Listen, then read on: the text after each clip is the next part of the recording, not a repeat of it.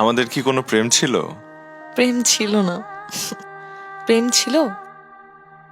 প্রথম থেকেই আমি চাইতাম যে আমাদের বিয়ে হোক, আমাদের সম্পর্কটা অন্য 8-10টা সম্পর্কের মতো না হোক। আমাদের প্রথম কথা হয়েছিল 2019-এ, কথা না, মানে টেক্সটে কথা হয়েছিল।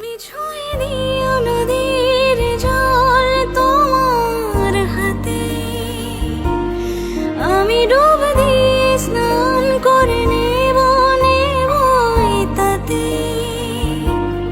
একই চাঁদের আলো মাখবো দুজন গায়ে,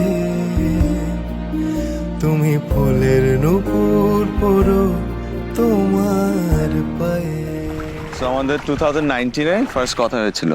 সেটা হচ্ছে রাত 3টায় আমি আপনার একটা স্টোরিতে কমেন্ট করেছিলাম অ্যান্ড আপনি রিপ্লাই দিয়েছিলেন। তারপর তোমার রিয়াকশন কি ছিল? পাগলের মতো লাফাইছি, সবাইকে বলছি যে আপনি রিপ্লাই করছেন, কিন্তু কেউ বিলিভ করে নাই। সবাই বলছে যে এটা ফেক অ্যাকাউন্ট।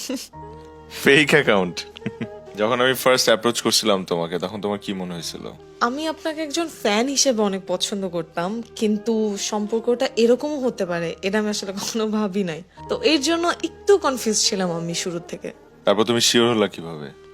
আপনি কখনো প্রেম করতে চান নাই আমার সাথে, আপনি শুরু থেকেই বিয়ে করতে চাইছেন আমাকে।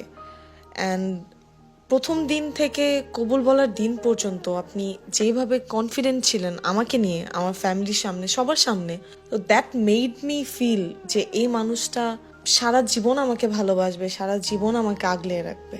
আমি আসলে ডিটারমাইন্ড ছিলাম, আমি এবার যদি একটা মানুষের সাথে জড়াই আমি তাকে বিয়েই করব। তো তুমি আমার লাইফে আসার পর আমি ফিল করছি এই মানুষটা এমন একটা মানুষ যার সাথে বাকিটা জীবন অনায়াসে কাটায় দেয়া যায়। অবশ্যই আল্লাহর রহমত ছিল, এই কারণেই হয়তো আমি সবকিছু সৎ নিয়তে করতে পারছি, তোমার বাবা মার সামনে দাঁড়াতে পারছি, তোমাকে আমার করে চাইতে পারছি। আলহামদুলিল্লাহ।